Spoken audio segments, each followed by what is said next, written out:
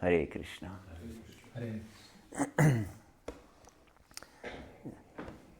All of the audience is on the right side, at the feet of Prabhupada. Very good. Všichni sedíte vpravo, budete se vyhnout Prabhupády. Okay. Today we have very interesting topic. Dneska máme velice zajímavé téma. And this Bhagavad-gītā as it is. To je Bhagavad-gītā taková, jaká je. In two parts, seminar in two parts for the whole Bhagavad-gītā. Not so much time. Celá Bhagavad-gītā, tak ten seminář je rozdělen na dvě části, což není moc času. But we try to get as much as we can from these two sessions. Ale z těchto dvou setkání, tak zkusme teda si vzít co nejvíc to půjde. We should understand that Bhagavad-gītā is the illustration of our life. Měli bychom pochopit, že Bhagavad-gītā vlastně představuje náš život. And it begins with the question of Dhritarashtra. A začíná otázkou Dhritarashtra. This is very significant. First, if we want to at all rise to the spiritual platform, first requirement is to ask proper questions. A to je velice důležité, protože pokud se chceme dostat na úroveň, pozvednout se na úroveň duchovního života, tak nejdříve je potřeba ptát se správné otázky. Yes, our spiritual life depends on our inquiry. Náš duchovní život závisí na tom dotazování se. Yes, it is said, Jivasya tattva jigyasa. We live only for inquiry about tattva, about truth, absolute truth.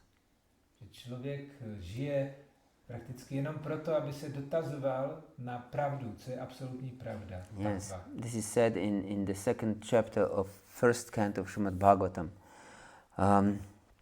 Jivasya, it says, Kamasya nendriya pritir labho jiveta yavata. Jivasya tattva jigyasa nartoyashcheka karmabhi. That this different striving for bodily demands, karma. V druhé kapitole prvního zpěvu Srimad Bhagavatamu je tento verš, který říká, že to pouhé snažení se uspokojovat ty požadavky materiálního těla Are not meant to gratify our senses, that the senses would enjoy. tak to není určeno k tomu, abychom si užívali těch smyslů. But just to survive. Ale máme To live. uspokojovat ty tělesné potřeby jenom proto, abychom žili, abychom přežili. Yes. But jivasya tattva jigyasa. We live only to inquire about absolute truth. Ale žijeme pouze proto, abychom se dotazovali na absolutní pravdu. Nartoyashcheka karmabhi.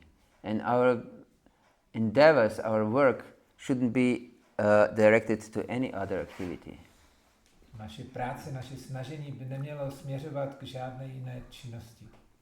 Yes. So this is the purpose of our life. Že tohle je význam, smysl našeho života. But Dhritarashtra, who has the honor for opening word of Bhagavad-gītā, is Dhritarashtra, kterému byla dána ta čest, že může započít ta úvodní slova Bhagavad-gīty, he's blind. tak on je slepý. But not just physically blind, he's spiritually blind also. Nejenom fyzicky, ale taky duchovně slepý. And although these all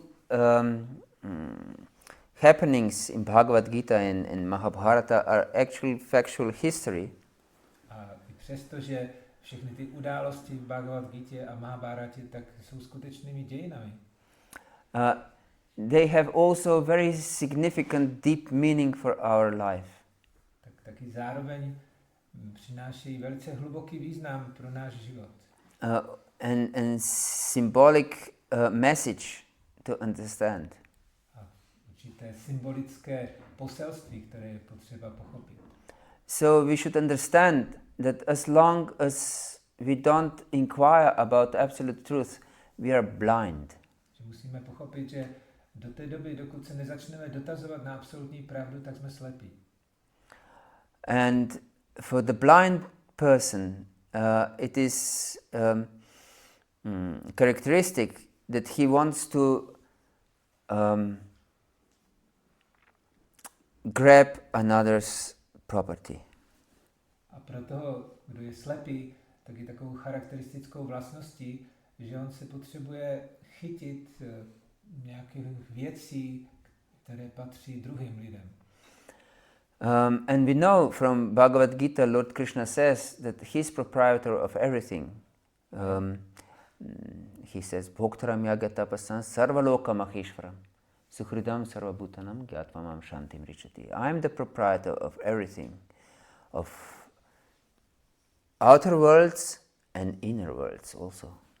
Tady v tomhle verši Krishna říká, že mu patří všechno, jak ten vnější svět, tak taky všechno, co je uvnitř.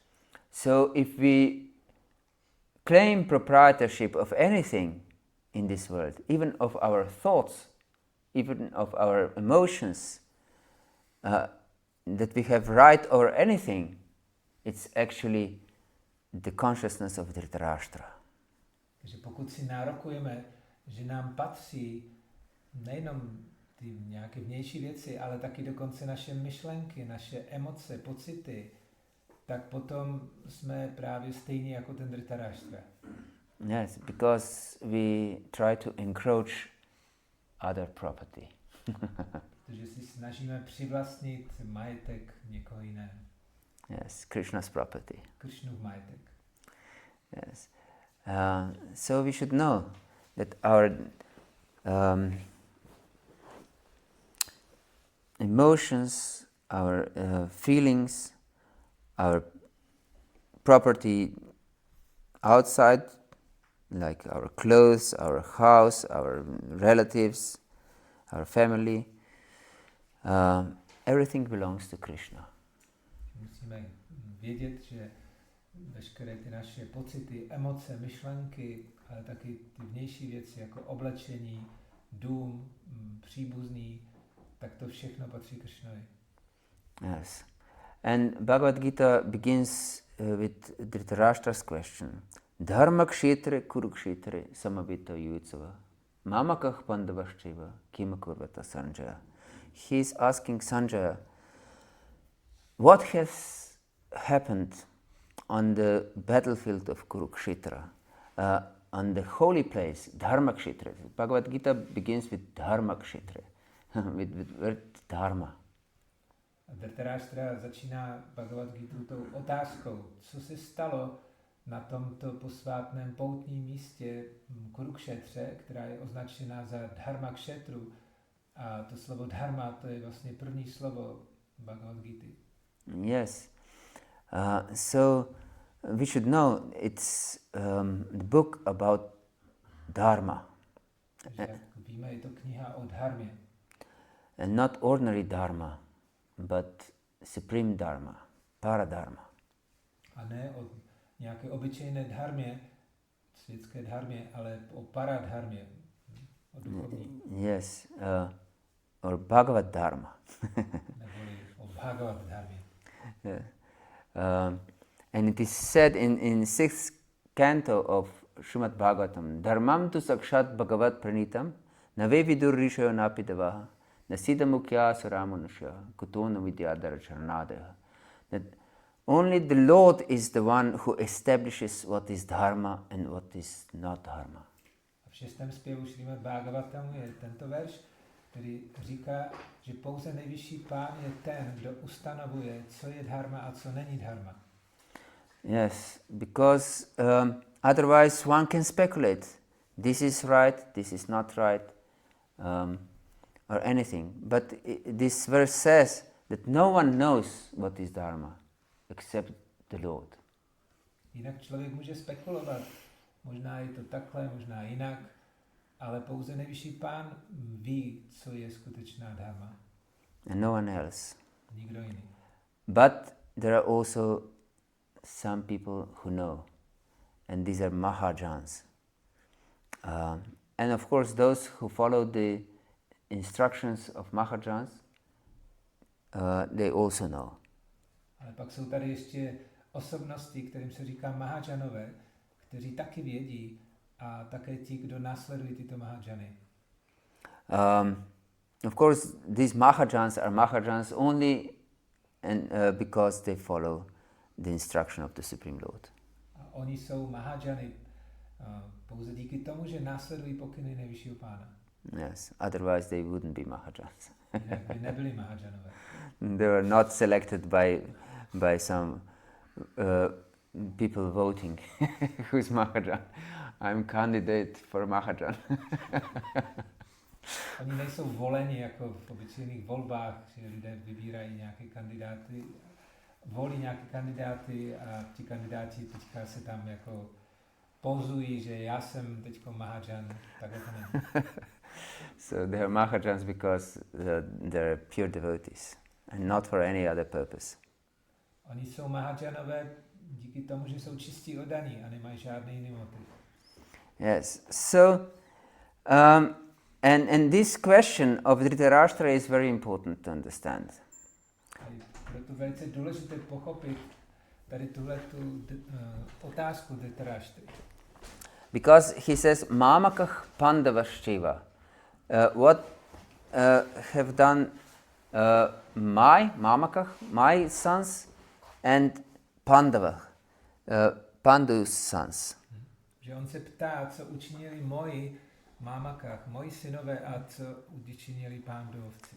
Why this question is so important, significant? Because even in nowadays, in modern times, especially in India, in these families, they don't discriminate my child or my brother's child. A proč je ta otázka Dhritarashtra tak důležitá? Protože i v dnešní moderní době, tak v Indii dodnes, oni nerozlišují, kdo je můj syn a kdo je syn mého bratra. And the Dhritarashtra made this difference is atrocious, actually. Very bad, we can say. A Dhritarashtra, on to tady rozlišuje. A proto je to něco velice špatného. So he makes this difference. My sons and sons of other person. On tady rozlišuje moji synové a synové někoho druhého. Yes. So this consciousness of my and mine, of I and mine, is the basic consciousness of entanglement of this world. Tady to vědomí já a moje, tak je vlastně základem toho zapletení v hmotném světě. Yes, and then after this question, Sanjaya starts to explain Bhagavad-gītā. A potom v dalších verších tak Sanjaya začíná odpovídat a vysvětlovat tu Bhagavad-gītā. And first he describes Duryodhana. A nejdříve popisuje Duryodhanu. And Duryodhana also represents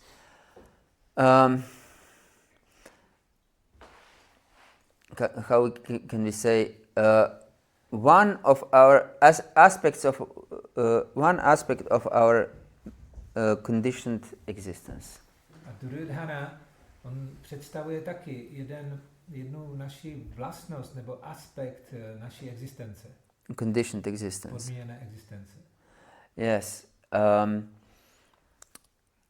Maybe you have heard for these two wolves or two dogs that live in everyone's heart. Have you heard about this? Možná už jste slyšeli o dvou psech nebo vlcích, kteří žijí v našem srdci. Yes, one is good dog and one is vicious dog. Jeden je dobrý pes a druhý je zlý pes. Yes. And it is said that it wins the one who we feed, that wins. A je řečeno, že vyhraje ten, kterého budeme krmit. Yes. So if we feed both dogs, both will be quite strong and alive. Pokud budeme krmit oba dva, tak oba dva budou docela silní v našem životě. Yes. So Duryodhana represents a vicious dog. Že Duryodhana představuje toho zlého psa. And Duryodhana exhibits here in first chapter of Bhagavad-gītā how he is prepared to destroy lives of everyone for his selfish purpose. A v té první kapitole Bhagavad-gīty Duryodhana ukazuje, jak je připraven pozabíjet kohokoliv pro ty své osobní sobecké zájmy. He's first of all, he's extremely diplomatic. Tak nejdříve ze všeho on je velice diplomatický. Yes. First, we don't have so much time to go deep. I'm very sorry, but it's very interesting. This first, usually many devotees skip the first chapter. It's not so important. Já se mluvám, nemáme moc tolik času, aby jsme mohli tohle téma probrat do hloubky, ale je to velice zajímavé a oddaní většinou mají tendenci tu první kapitolu Bhagavad-gīty úplně přeskočit, že to není důležité. Yes, but it has great and deep significance, first chapter. Ale ta první kapitola má velice hluboký význam pro nás. First of all, just for curiosity's sake, Duryodhana comes to Dronacharya. Tak jen tak pro zajímavost, Duryodhana, on teďkom přijde za Dronacharyu. And says to him, Pashyantam Pantruputranam Acharyam Mahatim Chamu Vyudana Drupada Putrana Tavashishena Dhimata. And he very consciously selects words he uses. And he says, just see the army of sons of Pandu, which is very, very intelligently composed by the son of Drupada, because he knew that Drupad was arch enemy of Dronacharya. Takže Duryodhana přistoupil k Dronacharyovi a teďkom začíná velice pečlivě zvažovat každé slovo a říká mu, pohleď na ty vojenské šiky Pándovců, které tak expertně postavil dohromady syn Drupady. A on věděl, že Drupada je velkým nepřítelem vlastně Drony. Yes, and with other words, he said, you are so stupid that you gave this knowledge to your enemy's son. A jinými slovy, Duryodhana říká Dronovi, ty jsi takový hlupák, že si předal tady tu vojenskou vědu, tohle poznání synovi Drupady. Yes, of your enemy. Tvého nepřítele. Yes. And then he goes on and on in this spirit, and then he's cautious that he inspires everyone to fight with all his might for his purpose.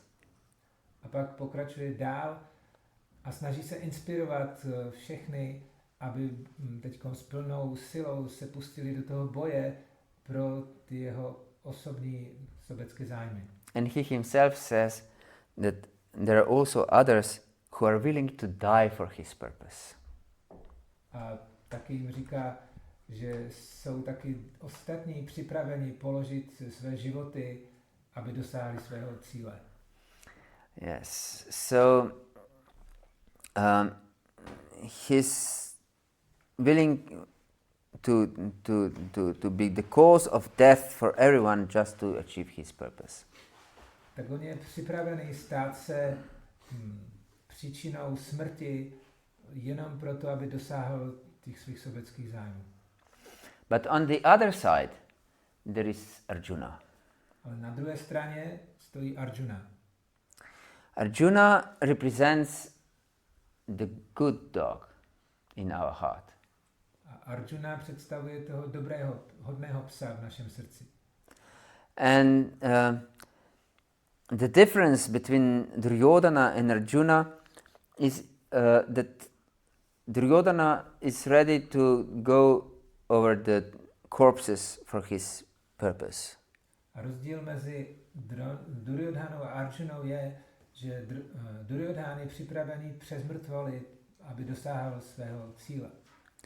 But Arjuna is not ready for this. Ale Arjuna na tohle není připraven. He's ready. He would rather die himself that he would cause death of his relatives and friends and those who he loved. On by raději položil svůj vlastní život, aby zabránil smrti těm, kteří jsou mu velice drazí, což jsou právě ti jeho příbuzní. Yes, but here it gets really interesting. Ale teďka se to stává velice zajímavé. Because both consciousness are the sign of illusion, actually. Protože oba tyto stavy vědomí tak jsou projevem iluze. Yes. One is good, one is bad, but both are illusion. Both are material consciousness. Jedno vědomí je dobré, druhé špatné, ale obě dvě jsou iluzorní, protože jsou materiální. And both this consciousness are the cause of suffering and death. A oba tyto stavy vědomí jsou příčinou utrpení a smrti. And therefore Bhagavad-gītā is so brilliant book of spiritual knowledge.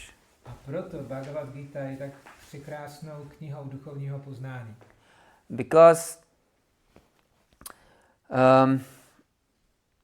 Arjuna, first of all, he's different than Duryodhana and asks Krishna, please take my chariot between the two armies. Takže Arjuna, který se liší od toho Duryodhany, tak přistoupil ke Krišnovi a požádal ho, prosím, zavez můj vůz doprostřed těch armád. And it's very significant that Arjuna's driver is Krishna. A je velice zajímavé, že Arjunovým vozatajem je Krišna. So this material goodness has an advantage over this material ignorance and badness. To materiální dobro tak má jednu výhodu oproti tomu materiálnímu zlu.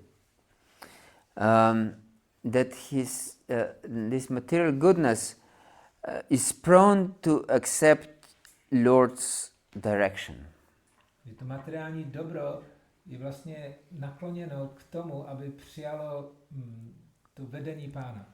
Before the battle of Kurukshetra,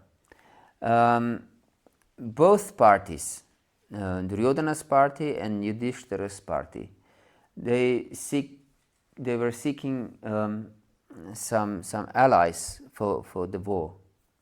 Předtím, než začala ta bitva na Kurukšetře, tak ta Duryodhanova strana a Yudhishthirova strana tak se snažili získat nějaké spojence, kteří by se k ním připojili do té bitvy. And it so happened that Duryodhana and Arjuna came to Krishna at the same time, actually. No a došlo k tomu, že Duryodhan i Arjuna přišli zároveň ke Krišnovi. to ask him for help in the war. aby ho požádali, aby jim pomohl v té bitvě. And Duryodhana came the first and sat at Krishna's head, and Arjuna came and sat at Krishna's feet. A Duryodhana přišel ke Krišnovi jako první a sednul si k jeho hlavě, a Arjuna přišel jako druhý a sednul si k jeho nohám. And Krishna was sleeping at the time, and when he woke up, he first saw Arjuna. A v té době Krišna odpočíval, a když se probral, tak prvního uviděl Arjunu. And he said, "Oh, Arjuna, you have come. Very nice to see you." A říká mu, Arjuno, ty jsi přišel, je velice pěkné tě vidět. Oh, and you, Duryodhana, then he saw also Duryodhana is there. You also have come. Pak říká, a je tady Duryodhan, tak to je taky hezké, že přišel. Why have you both come to me? Please tell me. Řekněte mi, prosím, proč jste teď za mnou přišli? And since I have, Krishna is intelligent, of course, most intelligent. Since I have first seen Arjuna, so I will ask him to tell me first his purpose. A jelikož Krishna je nejinteligentnější, tak říká, jelikož jsem jako prvního spatřil Arjunu, tak se ho zeptám jako prvního, aby mi řekl ten důvod, proč za mnou přišel. And they both explained that they came to Arjuna to seek his help in the war. A oba dva mu vysvětlili, že přišli za ním, aby jim pomohl, aby ho požádali, aby jim pomohl v té válce. And Krishna says, "Okay, I will help both of you." A Krishna říkal, dobrá, pomůžu oběma vám. One will get my whole division of army. Jeden z vás získá celou moji armádu. Yes, one akshauhini of soldiers. Jednu akshauhini vojáků. It's very big army. Což je velice velká armáda. And the other will get me personally. Druhý z vás získá mě osobně. But you should know that I will not fight. Ale vy musíte vědět, že já nebudu bojovat. And since Arjuna, I saw Arjuna first, Arjuna has the right to choose the first. A protože jsem jako prvního spatřil Arjunu, tak Arjuna má teď právo si říct, co si přeje. And Duryodhana was very upset. Duryodhana to velice rozčililo. And then Arjuna asked Krishna, please be with me. I choose you. Please be with me all the time. A poté Arjuna řekl Krishnovi, já si přeju, abys byl ty se mnou. And Duryodhana was thinking, what a fool is this Arjuna? A Duryodhana si říkal, ten Arjuna je takový hlupák. Yes. And he was very happy that Arjuna chose Krishna who would not fight.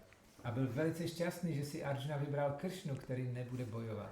And he extremely happily accepted this akshauhini of Narayana soldiers who were very ferocious soldiers.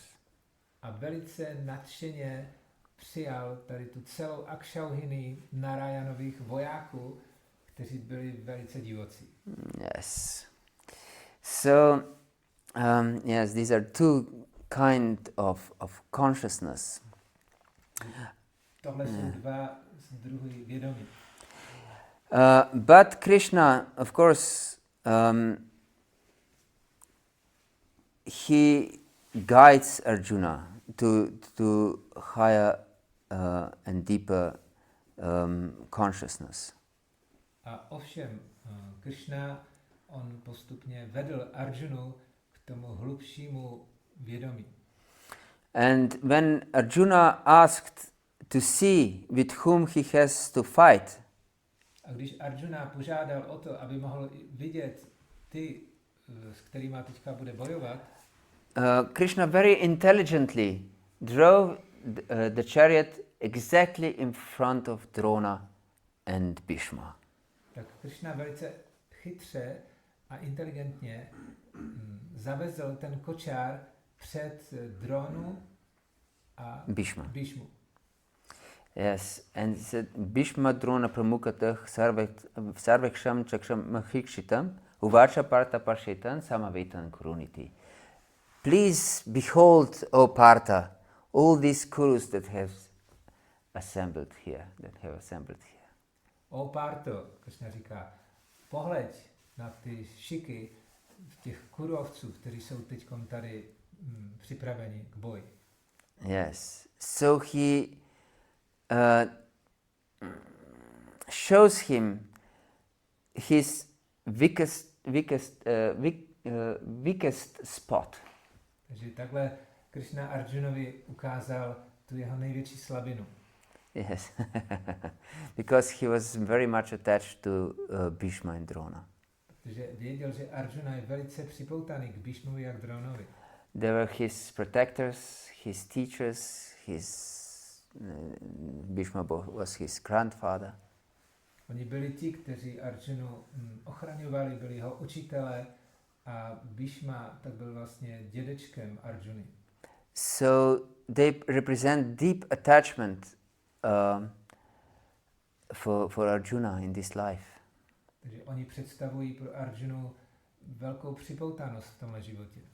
And not only them, Arjuna saw in both armies his friends, his relatives, his sons, his uncles. A nejenom je dva, ale taky Arjuna spatřil najednou v té armádě svoje příbuzné, přátelé, strýce, brothers, bratry. Everyone was there who meant something for him. Všichni tam byli a oni pro něho něco znamenali. And he asked Krishna, he completely started to tremble and his mouth was starting to get dry. And he said, for what purpose I should fight with these people? Because everything I want in life is just for their purpose. But now I have to kill them all to achieve the kingdom. What's the purpose of such a kingdom? It's useless. A Arjuna najednou se celý začal třást, vysychalo mu v ústech a říká Krišnovi, k čemu je tento boj, když vlastně všechno, co v životě mám, tak je určeno pro ně. A teďkom, když je zabiju a získám království, tak na co mi to bude? Yes, and besides this, it's sinful to fight with friends and relatives. A navíc je to hříšné přece bojovat se svými příbuznými a bratry. And if we fight with them, then family tradition will be lost, because everyone will be killed. A když s nima takhle budu bojovat, tak to zničí celou tu rodovou tradici. And if family tradition is lost, then a sinful life prevails in society. A když bude zničená ta rodinná tradice, tak začne ve společnosti převládat hříšný život. And women get corrupted. A ženy budou zneužity. And if women are corrupted, then there will be unwanted population. Ženy se zkazí a díky tomu přijde na svět nechtěné potomstvo. And this unwanted population will stop all different activities in family tradition. A to nechtěné potomstvo, oni zastaví vlastně všechny ty činnosti, které je potřeba dělat pro udržení té rodové tradice. And then the whole society goes to hell. A celá společnost takhle půjde do pekla. And this is not my idea. I have heard like this from authorities. A to není můj názor. Já jsem tohle vyslechnul od autorit. So Arjuna's arguments are very strong and seemingly very good, aren't they? Tyto Arjunovy argumenty tak jsou velice silné a velice logické a je to tak? And he said, oh, it's really amazing that we try to for our selfish purpose kill all our relatives. It's crazy, he says. A Arjuna říká, to je bláznivý nápad teďkom pro náš smyslový požitek pozabíjet naše příbuzné. Yes, it's better that I would be killed by Dhritarashtra's sons unarmed. Lepší bude, aby mě neozbrojeného zabili ti Dhritarashtrovi synové. And then he was very morose and he put aside his bow and arrow and he says that he will not fight. A takto Arjuna se stal velice mrzutým, odložil svůj luk a šípy a řekl Krišnovi, já nebudu bojovat. Yes. And this is a very important message for us. A to je pro nás velice důležité poselství. That we think that we are philosophers. Že my si myslíme, že jsme filozofové. That we have the power to judge on our own what is good and what is not. A myslíme si, že máme tu sílu teďkom rozhodovat o tom, co je dobré a co je špatné. And of course, we are influenced by our material consciousness. A ovšem, my jsme ovlivněni tím naším hmotným materiálním vědomím. And we should know that this Arjuna's dilemma. A měli bychom vědět, že tohle je teďkom Arjunovo dilema. That is represented in first canto and in few verses of first chapter and few verses of second chapter, is the basis of all hatred and violence in this world. Že tady toto Arjunovo dilema, které je popsáno v té první kapitole a v několika verších druhé kapitoly, tak je vlastně základem veškeré nenávisti a veškerých válek v tomto světě. Yes, one would think, how is this possible? He's so good. A někdo se může divit, jak je to možné, když přece Arjuna je tak dobrý. But his consciousness is the basis of all violence. Ale jeho vědomí, jeho způsob přemýšlení je vlastně příčinou veškerého násilí. Yes. His non-violence is the basis of all violence. Jeho takzvané nenásilí je vlastně příčinou veškerého násilí. Why do you think? What is the reason? Co si myslíte, proč je tomu tak? Yes. Protože se může šířit to násilí víc, když se nezakročí. Because the violence could spread more when it is not stopped. Yes, this is one aspect. Ano, to je jeden aspekt. Yes, do you have any other idea? Máte někdo ještě další Yes, nápad? Mataji? Because Arjuna is discriminating on the basis me and my. Yes, exactly. Ano, přesně tohle je ono. Yes. He's a serious fighter. Arjuna je velice vážný bojovník. He's not a soft-hearted person, actually. Ve skutečnosti není žádný bojovník s něžným srdcem. These kshatriyas were trained to kill. Kšatriové byli trénováni pro to, aby zabíjeli. And he was serious killer. Takže Arjuna on byl prostě drsný zabiják. Yes, he proved this in his life already, many times. A on už hodněkrát to ve svém životě dokázal. For example, where he was approached by the Agni, the demigod of fire. Například jednou k němu přistoupil polobůh ohně, Agni. And he asked Arjuna, please help me. I have digestion problems because of too many sacrifices, too many ghee was poured in sacrifices. I have digestive problems.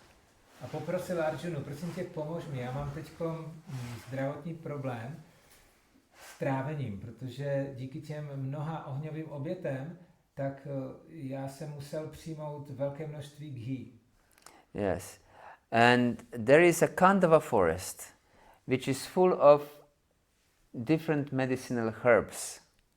A je tady les, který se jmenuje Kandava, ve kterém roste mnoho léčivých bylin. And I need these herbs for my health, for my digestion.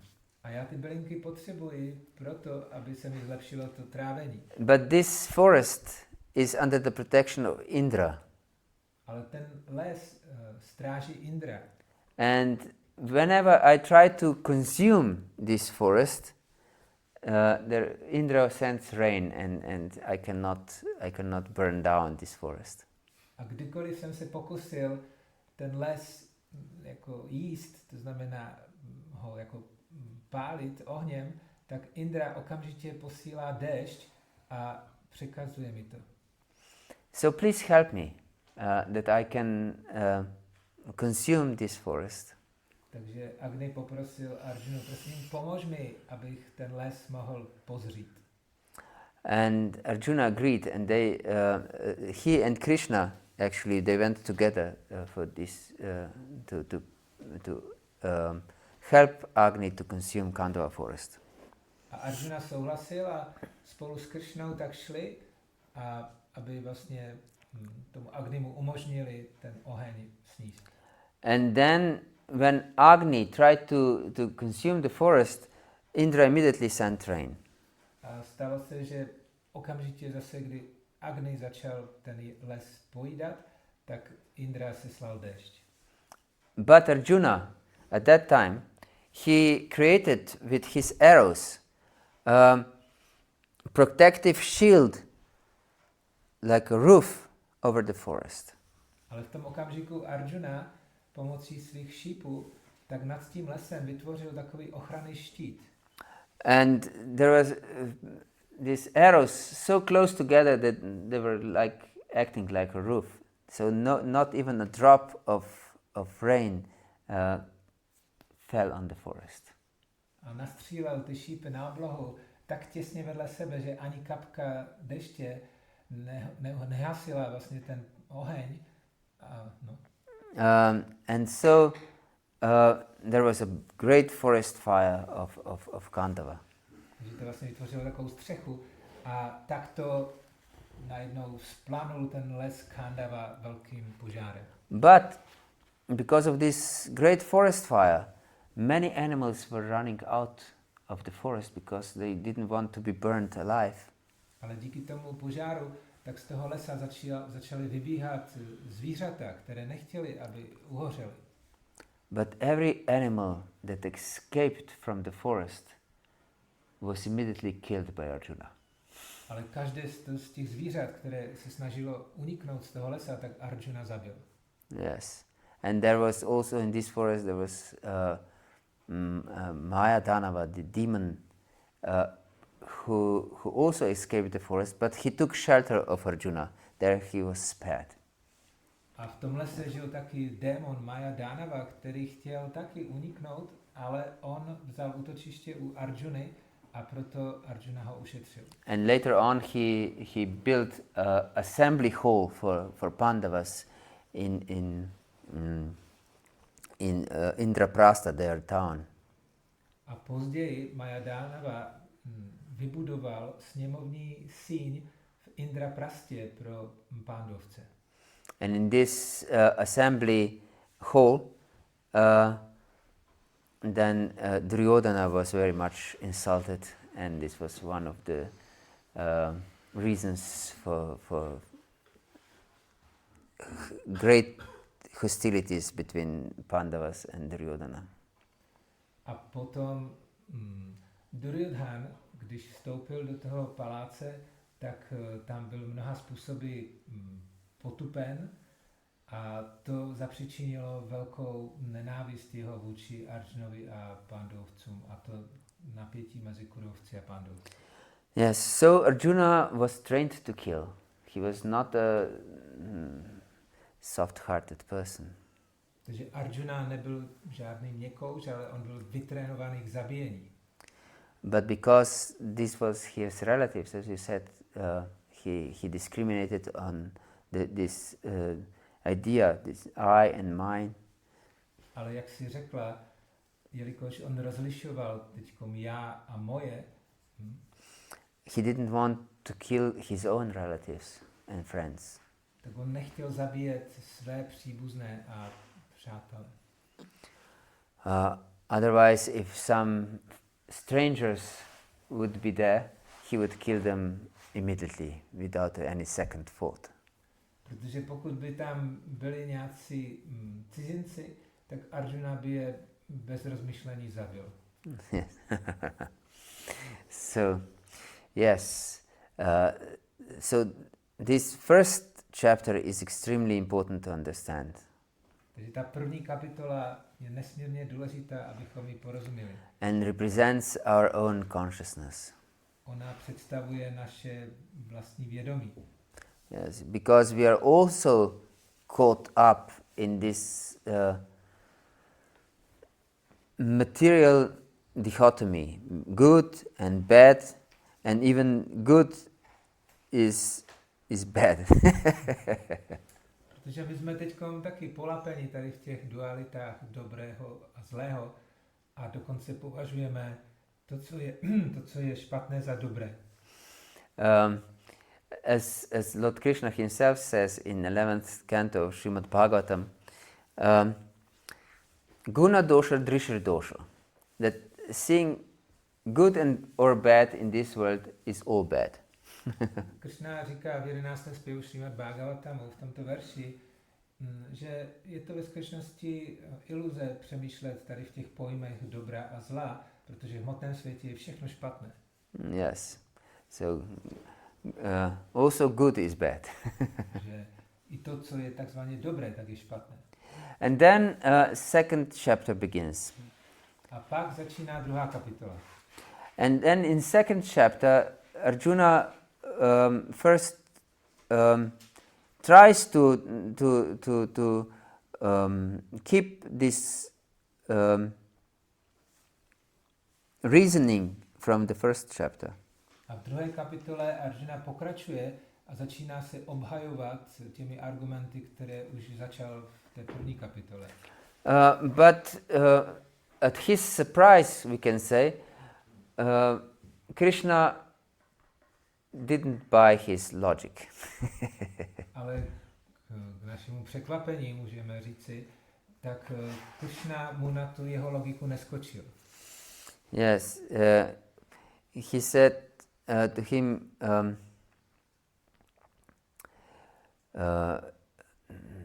Kuttastva kashmalamidam vishamih samupastitam anarya jushtama svargam akirtinkaram Arjuna. From where, O Arjuna, came these impurities upon you? On se zeptal Arjuny, o Arjuno, odkud se vzaly ty nečistoty teďkom tvoje? Yes, it's anarya, it's not worthy of Arya people. Říká, tohle je anarya, to je něco, co není hodno a Aríce. Yes, Arya people know what is real value of life and what is not. But you are speaking like a weak person. Áriové, oni dobře vědí, jaký je smysl a hodnota života, ale teďkom ty mluvíš prostě velice hloupě. And then comes a very crucial point in one's life. No a potom přichází ten klíčový moment v našem životě. And Arjuna says, Karpanya dosho pahata svabhavaha pričami tvan dharma samudachita. Yachrayaksam nishchitam bruhitami shishyasteham shadimam tvam prapanam. I'm completely confused. please help me. I'm now surrendered to you. Tell me what is really beneficial. Arjuna říká, jsem úplně zmaten, nevím, co je má povinnost, tak prosím tě, pouč mě a řekni mi, co je pro mě prospěšné. I'm now your disciple. Nyní jsem tvým žákem. But although he says so, you are now my teacher, I'm your disciple, please instruct me. He didn't stop at that time and wait for instruction. Ale i když to takhle vyslovil a řekl, já jsem nyní tvůj žák a ty jsi můj učitel, tak on ale ještě nebyl připravený na to přijmout ten pokyn. But he says, Govinda, I will not fight. A říká, Govinda, já bojovat nebudu. So, what kind of a disciple he is? He first says, I'm your disciple, your surrendered soul, but I will not fight. Takže co on je za žáka? On na jednu stranu řekl, já jsem tvým žákem, odevzdanou duší. A na druhou stranu řekne Krišnovi, ale bojovat nebudu. Yes. So, can you imagine, you are, for example, a cook by profession. A dokážete si to představit? Jste například v svojí profesí kuchař. And all you know in your life is cooking. A všechno, co znáte, tak v životě, tak je to vaření. And then you come to your guru and say to him, I will do everything for you, but I will not cook. A pak přijdete za svým guruem a řeknete mu, já pro tebe udělám cokoliv, ale nebudu vařit. What kind of surrender is this? Then what will you do? Takže co to je za odevzdání? Co teda budeš dělat? Yes. So, and therefore it is explained that Krishna smiled at this. To je popsáno, vysvětleno, že Krišna se v tom okamžiku začal usmívat. And his first words of instruction when Arjuna surrendered, so-called surrendered, a jeho první slova, které byly pokyny v tom okamžiku, kdy Arjuna se takzvaně odevzdal, was ashochan anvashocastvam pragavatam shrabhashasi gatasum agatasum scha nanashochanti panditaha. That you are mourning, lamenting for something that is not worthy of lament. tak Krišna říká Arjunovi, ty naříkáš nad něčím, co není hodno nářku. In other words, he said, you are stupid. Jinými slovy mu říká, seš hloupej. Yes, you are speaking very high words, but actually you don't know what is worthy in life and what is not. Pronášíš tady vznešená slova, ale vůbec nevíš, co je hodnotné v životě. And this is also the message of whole Bhagavad-gītā, ashochan anvashocastvam. Don't be sad. A to je celé poselství Bhagavad-gīty. Tady tenhle verš, který říká, nebuď smutný. Yes, and this is the beginning of Krishna's teaching, and he concludes his teachings in 18th chapter. He says, Sarva dharmam parityajya mam ekam sharanam vaja aham tvam sarva papebhyo mokshayishami ma shucha. Again, don't be sad, don't worry. A závěrečný slova Krišnovy Bhagavad-gītě je tady tenhle slavný verš a na konci je řečeno ma shuchaha, to znamená zase neobávej se, neboj se. He uses the same word as in the beginning. Ashochan, don't worry, don't be sad. Tady na začátku říká ashochan, neobávej se, nebuď smutný. Yes, so the whole Bhagavad-gītā is to get us out of this ocean of misery. Že celá ta Bhagavad-gītā slouží k tomu, aby nás pozvedla tady z toho oceánu utrpení. Yes, of sorrow and sadness. Tady z toho oceánu mrzutosti, nářku. Yes. And therefore Krishna teaches first Atma Jnana. A proto jako první Krishna učí Atma Jnana. Yes. And he says, Natvevaham jatu nasam natvam nami janadipa nacheva nabhavishama sarvevayam atahparam. That there was no time that you, I, and all these kings wouldn't exist. And also in the future, no one will cease to exist. A Krishna říká, nikdy se nestalo, že bys ty nebo já neexistoval a ani v budoucnu nikdo z nás nepřestane existovat. Yes, this is very important to understand. That first of all, in this verse, Krishna explains that we are all individual souls from time immemorial. Takže to je velice důležité pochopit. V tomhle verši Krishna vysvětluje, že jsme od nepaměti individuální věčné duše. Yes, because everyone existed before and no one will cease to exist in the future. Každý z nás jsme existovali v minulosti a nikdo z nás nepřestane existovat v budoucnosti. Yes. This first verse of wisdom of Krishna, of teachings, is destroying Mayavad philosophy completely. Takže tady tento první verš moudrosti, který Krishna vyslovil, tak úplně likviduje, ničí tu mayavadskou filozofii. Yes. And we will see, Krishna explains who is able to understand Bhagavad-gītā. A pak Krishna vysvětluje, kdo je schopen porozumět Bhagavad-gītě. In 4th chapter, he says, Saivayam mayatadya yogah proktah puratana.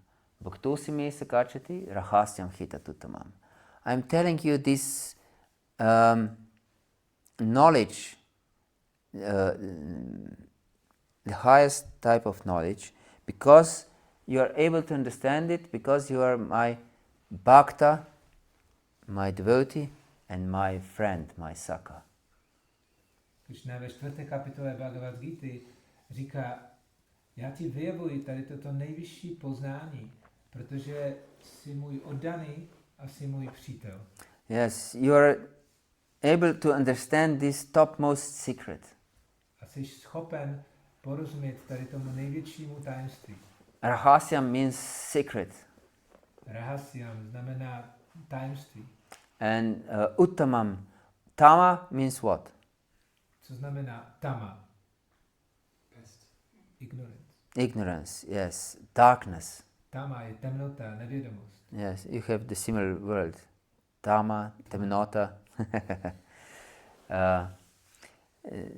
In Croatian they say tama, the same word exactly, and we say tema. Very similar also. V češtině máme to slovo tma, temný, a ve slovinštině oni mají přímo to slovo tama. Tema. Tema, jo. And Croatian it is tama. A v chorvatštině je to tama. Yes. So uttama is something beyond tama. Takže slovo uttama označuje to, co je nad tou temnotou. Yes. What is transcendental. Co je transcendentální. So you can understand transcendental secret. Takže Arjuna, ty jsi schopen pochopit tady to transcendentální tajemství. Because you are my devotee. Protože jsi můj oddaný. And my friend. A můj přítel. And this again establishes that only devotees are able to understand Bhagavad-gītā. A tady to nám znova ukazuje, že, nebo ustanovuje, že pouze oddaní jsou schopni porozumět Bhagavad-gītě. And Krishna also explains this in other chapters, not just with one shloka. A Krishna to taky popisuje v dalších kapitolách, nejenom tady v této jedné sloce. Yes. But we will take a look more deeply tomorrow about this. But we have time till 7. Ale na tohle se podíváme více zítra.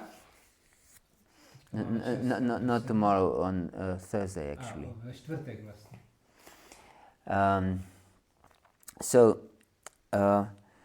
Then he explains that this soul, this spirit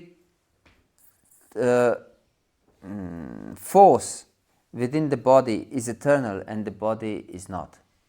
Takže Krišna dále vysvětluje, že ta duše, ta živá síla v těle, tak je věčná. But the body is not. Ale tělo ne. Yes. And we can perceive this. This can be also used as our preaching method. A tohle můžeme vnímat a můžeme to používat taky jako metodu ke kázání. Everyone can perceive this. Každý to může vnímat.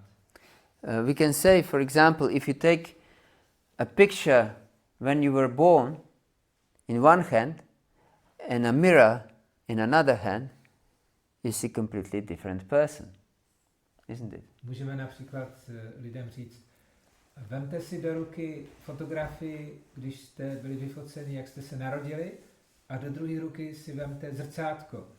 A teďkom uvidíte úplně jiné postavy. Yes.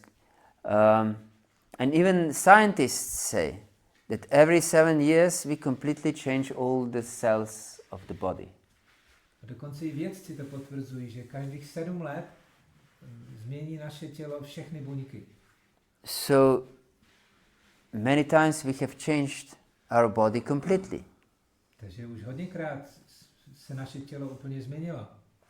But not just on the gross level that we have changed, also on the subtle level. A nejenom, že se změnilo na ta hrubá forma, ale taky jsme se změnili na té subtilní úrovni. If you see this baby just born, we have completely other types of desires. Když se podíváte na to malé dítě, které se narodilo, a teďkom v jakém stavu jsme my, tak my máme úplně jiný touhy teďkom. We have different concepts of life. Máme úplně jiné pojetí života.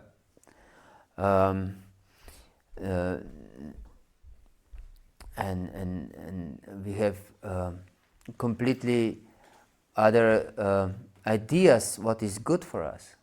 A máme úplnou jinou představu o tom, co je pro nás dobré. So on gross level and on subtle level we are completely different. Takže jak na té hrubé, tak i subtilní úrovni jsme úplně jiní. But still we are the same person. Ale přesto jsme pořád stejnou osobou. And who is this person? A kdo je What is the same? Kdo je ta osoba? Kdo je ten stejný? Yes. This is this spiritual spark, this spiritual force, this living force. To je právě ta duchovní částečka, to je ta duchovní síla, which is eternal. která je věčná.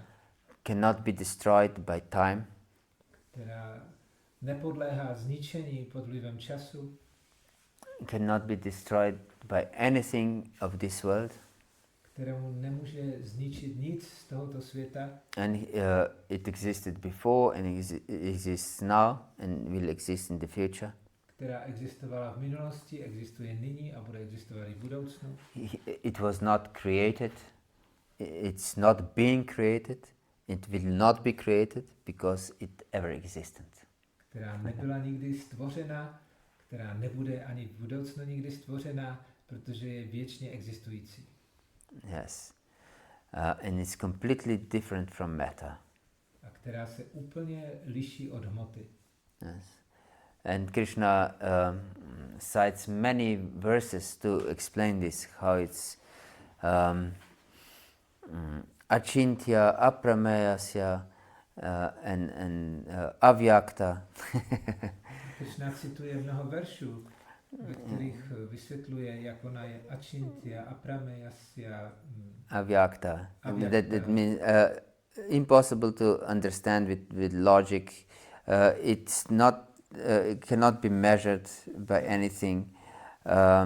It's not manifest in this world.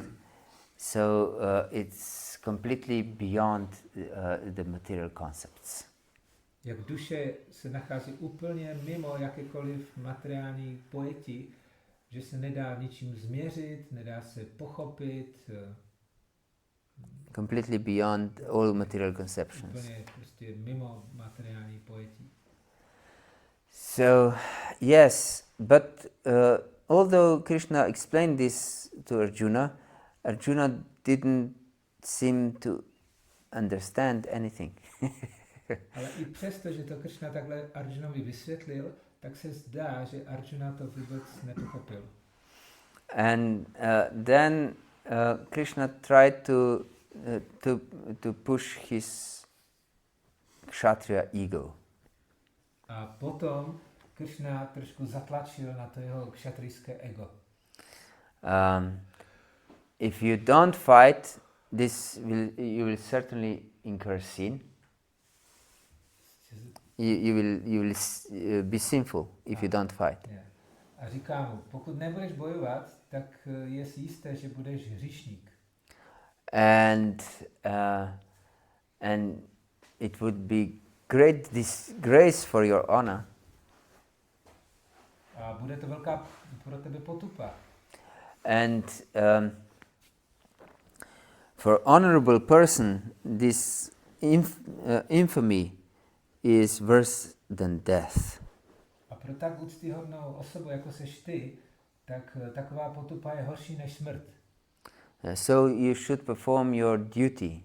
It's nothing better for kshatriya than to perform his duty. Měl bys vykonávat svoji povinnost. Pro kšatriu není nic lepšího, než aby dělal svou povinnost. Yes. And then he tries to combine both these material teachings of kshatriya duty and this spiritual understanding. And he says, Sukha dukhe samikritva labha labha uchayajayo tato yudaya juasa naivam papam avapsasi. That be steady both in success and failure. Říká, pak se Krishna snaží spojit tady ty povinnosti toho kšatry s tím duchovním poznáním. A říká Arjunovi, buď vyrovnaný jak v úspěchu, tak i v neúspěchu. In happiness and distress. Ve štěstí nebo v neštěstí. In victory or defeat. Ať vyhraješ nebo seš poražen. And just fight in this spirit of detachment. Jenom bojuj tady v té náladě odpoutanosti. And thus you will never incur sin. A takto se nikdy nedopustíš hříchu. Yes. And then he was teaching Arjuna in bhakti-yoga. A pak učí Arjunu bhakti-yogu. And we should understand that yoga, the word yoga, what does yoga mean? A měli bychom pochopit, co znamená slovo yoga. Co znamená slovo yoga? Spojení. The connection. Yes, connection. Spojení. How to connect. Jak spojit. And of course, this connection means connection with the absolute truth, with the supreme. A ovšem, to spojení znamená spojení s absolutní pravdou, s nejvyšším. And this connection is actually bhakti. A to spojení ve skutečnosti bhakti. We should understand, whenever there is word yoga used in Shastra, that means bhakti. Měli bychom chápat, že kdekoliv je v šástrách použito slovo yoga, tak to vlastně znamená bhakti. Yes, there is no yoga without bhakti. Není žádná yoga bez bhakti. Yes. So when is used karma yoga, that means bhakti which stresses work very much. Když je použitý termín karma yoga, tak se jedná vlastně o bhakti, která velice klade důraz na činnost. And when it's used jnana yoga, it's bhakti that put importance or stress on knowledge. A když je řečeno jnana yoga, tak to je zase bhakti, která klade velký důraz na poznání. Yes. But we know that bhakti, pure bhakti is anya bilashita shunyam jnana karmadhyānāvritam anukulena krishna nushilanam bhaktir uttama. Again, this word uttama is used.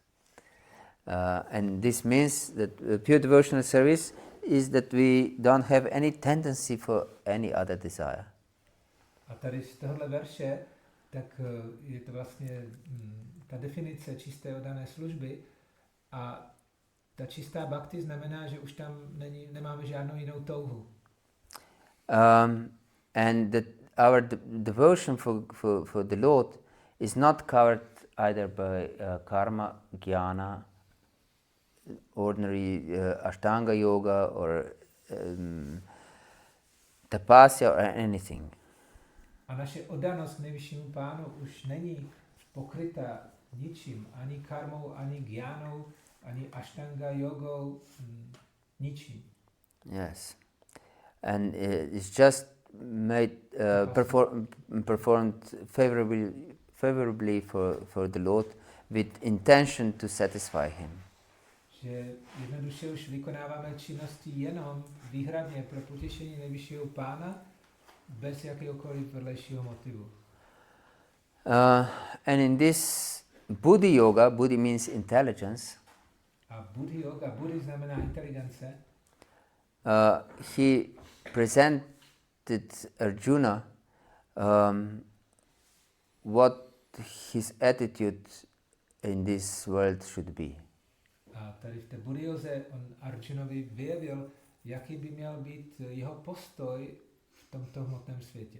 Yes. Tragunya vishaya veda nistragunya bhavarjuna nirndvandvo nityasattvasto niryogakshima atmavan. That you shouldn't be attached to this material world and be afraid of your sustenance and existence. A říká Arjunovi, že by neměl být připoutaný k tomuto hmotnému světu a neměl by se obávat o to, jak bude přežívat v tomhle světě. Yes, and don't be attached to flowery words of the Vedas, of these karma kanda activities.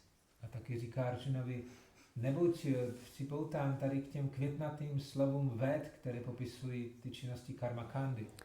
But go beyond, go to the platform of yoga, of connection with me, actually. A říká mu, povznes se nad to a dostaň se na úroveň jogy, toho spojení se mnou. Yes, I'm afraid we have to stop here. Yeah. And if there is any questions, I would be most glad to try to answer. Já se obávám, že teďka budeme muset už skončit a proto nabízím, jestli máte nějakou otázku nebo komentář. Yes, yes, please. Thank you very much for this wonderful lecture. I would like to ask you, as a mother, I'm very attached to my daughter, and I can't imagine that I could do things without this attachment. So how to understand it properly as devotee, how we should relate to our children. Řekni to česky. Že jako matka jsem velice připoutaná ke svojí dceři a bez té připoutanosti bych nebyla schopná jako spoustu věcí dělat nebo obětovat, tak jako oddaní, jak máme správně přistupovat ke svým dětem. This attachment of parents towards their children is very natural. Že tato připoutanost rodičů k dětem je velice přirozená. Actually, it is part of our nature in this world. Je to součástí naší přirozenosti v tomto světě. And it's given by Krishna that in order that we take good care of our children. A je to takhle zařízeno Krišnou, abychom se o ty děti pěkně postarali. If we would be detached from our children, we might just leave them somewhere. And we can see that many times in this modern crazy world happens like this. Pokud by to tak nebylo zařízeno, tak by se stalo, že bychom ty děti jen tak někde nechali, tak jako v současnosti se to děje. But Krishna and Bhagavad-gītā teaches us that it's not a problem to have these different conditionings as long as we use them in Krishna's service. A Krishna nás učí v Bhagavad-gītě, že není problém mít tady tato různá podmínění, pokud je zaměstnáváme v dané službě. Because Arjuna also has his kshatriya conditionings. Protože Arjuna měl zase svoje kšatrijské podmínění. And he explains in 18th chapter, Svabhavajina Kontaya Nibada Svina Karmana Kartum Nicha Siyan Mukhat Karisha Savishopitat. Even if you don't want to fight, your nature will force you to fight. A Krishna říká v 18. kapitole Arjunovi, že i když odmítneš bojovat, tak ta tvoje povaha tě stejně k tomu donutí. So, what is the part of our nature we shouldn't deny artificially. Že to, co je součástí naší povahy, tak bychom neměli uměle popírat. But we should engage our propensity in Krishna's service. Ale měli bychom zaměstnat ty naše sklony v Krišnově službě. Therefore, our children, if we are attached to them, our foremost mission should be to make them Krishna conscious. Takže pokud jsme připoutáni k dětem, tak naší prvořadou misí by mělo být udělat je vědomé si Kršny. This is great responsibility, utmost responsibility. To je velká, to je vlastně největší zodpovědnost. Because they're entrusted to us by Krishna. Protože Krishna nám ty děti svěřil. And therefore, first of all, we should be perfect example of Krishna conscious person. A proto na prvním místě tak my musíme dát ten prvotřídní příklad sami, že jsme ve vědomí Kršny. Then the children will see that yes, what you are talking, you believe in your words, own words. A potom ty děti uvidí, ano, to, o čem mluvíš, tak vlastně ty podle toho žiješ. Because there are many parents who forbid their children to smoke, but they smoke themselves. Protože existuje mnoho rodičů, kteří zakazují svým dětem kouřit, ale přitom sami kouří. Yes. Or to drink it, but they drink themselves. A nebo pít alkohol a sami pijou. Yes. Or anything that they should engage in chanting, but they see, for example, parents that they catching their rounds all day long. A nebo rodiče, kteří nutí ty děti, aby zpívali, a potom oni zase vidí, jak ty rodiče tu džapu honí celý den. Yes, and they see that this is a burden for them. A děti vidí, že ta džapa je pro ty rodiče zátěž. And not everything in life, actually. Ano. That they don't see that japa would be everything for them in life. Jo, že oni nevidí, že ta džapa pro ty rodiče je vlastně tím hlavním v životě. We should be example for our children. Yes, my japa is my everything. Měli bychom být příkladem pro naše děti a měli bychom si myslet, ano, ta džapa je pro mě to nejdůležitější. And Krishna Katha is my everything. A Krishna Katha, to je můj život a duše. And devotional life programs, if I live near the temple, then temple programs. If I don't live near the temple programs at home should always be there. A pokud žijeme v blízkosti chrámu, tak ty duchovní programy v chrámu by měly být pro nás prvořadé. A pokud máme daleko do chrámu, tak bychom měli dělat doma. Yes. And no fun outside Krishna consciousness for us and for our family. A žádná jiná legrace mimo vědomí Krišny by neměli bychom jako dělat my a naše rodina. Then our children will see, yes, you believe in your Krishna consciousness. A potom, když to takhle děláme, tak ty děti uvidí, ano, ty ve skutečnosti máš tu víru ve vědomí Krišny. Yes, and besides this, that we are such an example, we should teach them tattva, that they really know the philosophy why we are doing what we are doing. A kromě toho, že jim dáváme takovýhle příklad, tak bychom je měli učit tu tatvu, to znamená vysvětlovat, proč děláme ty věci, které děláme. Otherwise, we'll ruin their spiritual life. Jinak jim zničíme duchovní život. And if their spiritual life is ruined, their complete life is ruined also.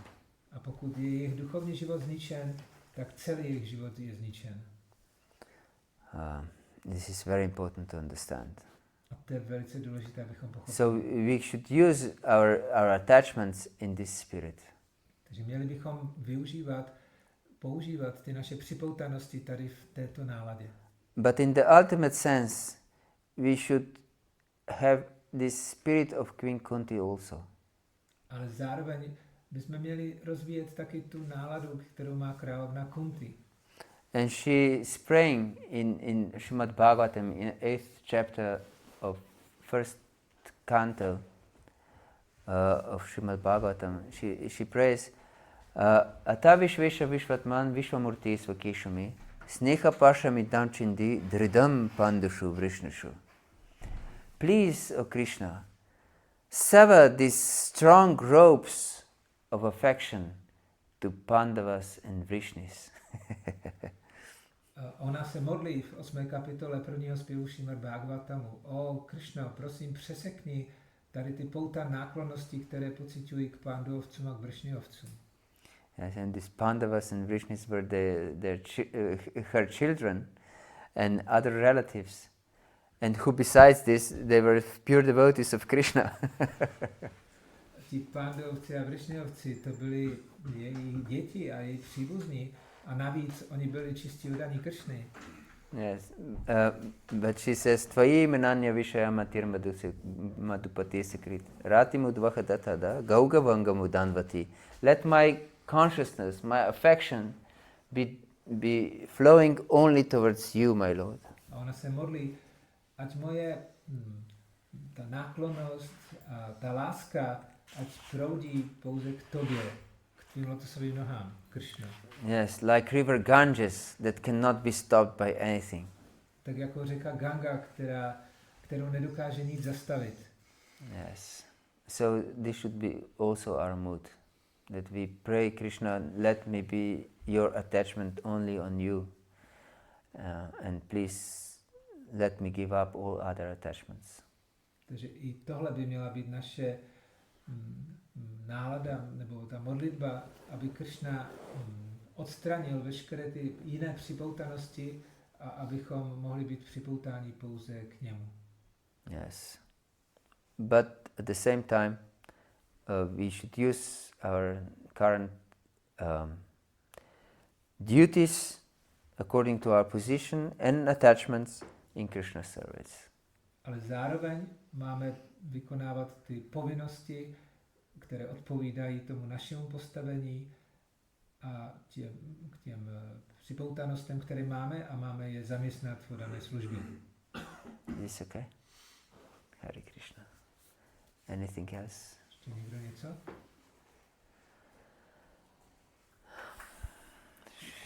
Srimad Bhagavad-gītā ki jai, Srila Prabhupada ki jai, Gaura Bhakta Vrinda ki jai, Nitai Gaura Premanandi.